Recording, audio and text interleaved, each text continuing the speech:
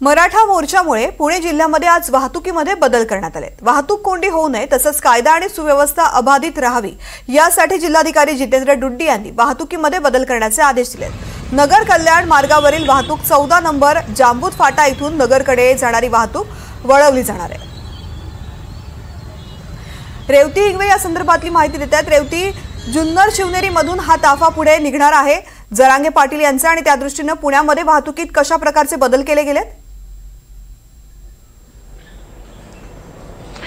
नक्कीच आपल्याला माहिती आहे की कालच गणेशोत्सवाची सुरुवात झालेली आहे, त्यामुळे मुळातच पुणे शहरात अत्यंत ट्रॅफिक झालेली आहे आणि पुणे शहराच्या लगत देखील बऱ्यापैकी वाहतूक कोंडी होत आहे आणि त्यामुळेच कायदा सुव्यवस्था अबाधित राहावा आणि वाहतूक कोंडी होऊ नये यासाठी जिल्हाधिकारी जितेंद्र डुडी यांनी असे आदेश काढलेले आहेत की मनोज जरांगे जे अंतरवली सराटीवरनं कालच निघालेले आहेत मुंबईच्या दिशेने, ते पहाटे 2च्या सुमारास शिवनेरी येथे पोहोचलेले आहेत। तर तिकडे कुठलाही कायदा सुव्यवस्थेचा किंवा वाहतूक कोंडीचा प्रश्न येऊ नये म्हणून वाहतुकीत बदल करण्यात आलेला आहे। जे नगर कल्याण मार्ग आहे त्याच्यावरती 14 नंबर जांबूत फाटा येथून नगरकडे जाणारी जी वाहतूक आहे ती बोर, बेल्ले, आळकुटी, पारनेर आणि अहिल्या मार्गे अशी वळवली जाणार आहे।